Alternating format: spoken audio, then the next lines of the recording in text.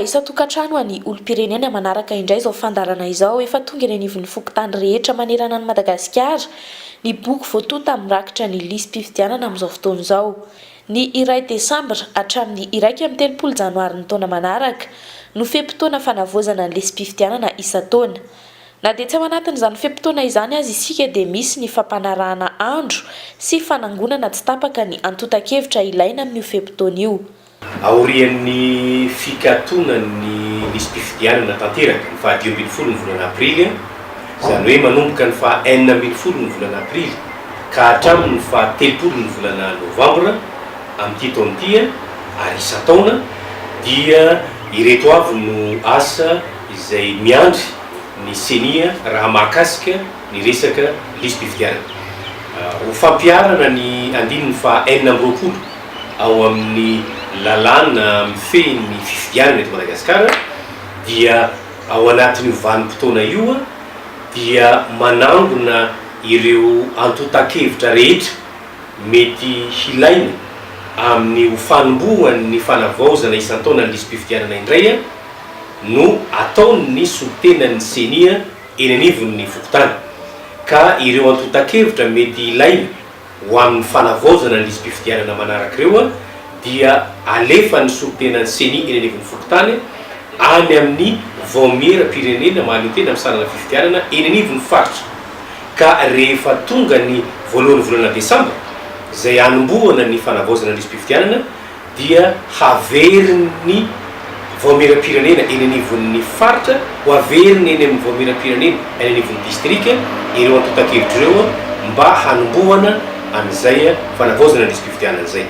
Voalohany angonina ny antotan-kevitra mahakasika ny fivezivezen'ny mponina, izany hoe iza ny vahoaka mpifidy izay mifindra monina ka vao tonga ao amin'ny fokontany ilain'ireo satria ho ampidirina amin'ilay lisam-pifidianana vaovao. Iza ny vahoaka mpifidy tao amin'ilay fokontany no lasa mifindra monina niala tao amin'ny fokontany ilain'ireo satria ho esorina amin'ny lisam-pifidianana. Ny zavatra faharoa, antotan-kevitra faharoa dia hoe iza avy ny tanora vao nahazo karapanondrom-pirenena vaovao, izay vao nahazo voalamby fotoana no miakatra ilain'ireo satria hampidirina ao anatin'ny lisam-pifidianana amin'ny fanavaozana ny lisam-pifidianana. Ny zavatra fahatelo atao dia mijery akaiky manangona ny antsoina hoe casier électoral.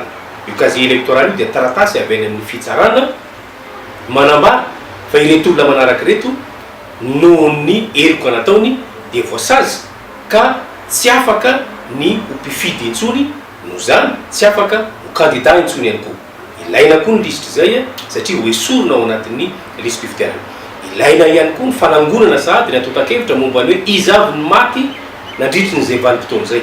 Ilaina izay satria ho esorina ao anatin'ny lisam-pifidianana. Ary ny tapany fahadimy farany dia ilaina ny fanentanana ny vahoaka any amin'ny fokontany azahoana antotan-kevitra fahadimy farany dia hoe inona sao dia misy diso ho amboarina ahitsy ao anatin'ny lisam-pifidianana efa nifaranana ny faha 10 ny volana Aprily teo, sao dia misy ny tsy ampy ho fenoina sy ho arenina rehefa tonga ny fanavaozana ny lisam-pifidianana.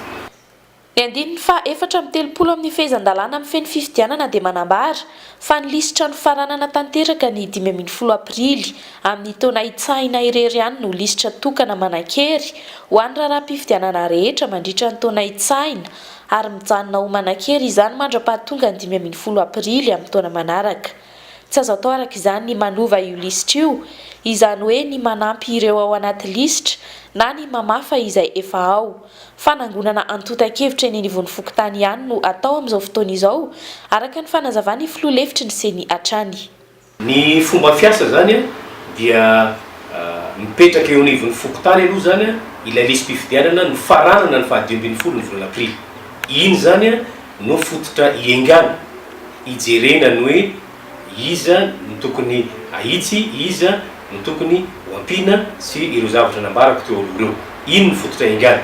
Dia miampy amin'iny dia misy ny cahier sy ny stylo fitaovana izay nomen'ny senia ahafahana manangona andreo antotan-kevitra izay nambarako teo aloha ireo.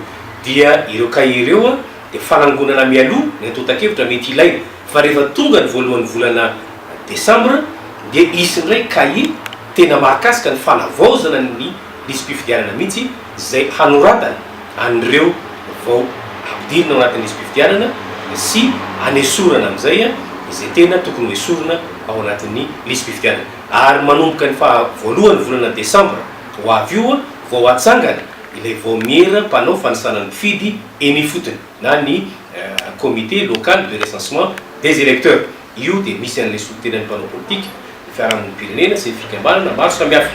Fa amin'izao fotoana misy antsika izao eo anelanelany fa 9 ny volana aprily sy ny 13 ny volana novambra dia mbola ny lehibe ny fokotany sy ireo rantsamangaiky ny seni anelevany fokotany sy ny boriboritany aloha zany no manao ny asa fiomanana ny voalazako teo aloha. Inonay fa tafita any amintsika olom-pirenena ny afatry ny fandaharana androany. Izay indray ary ny momba iny fa dia mankasitraka anao niaraka taminay hatramin'ny farany. Mandrapitafa ho amin'ny manaraka indray.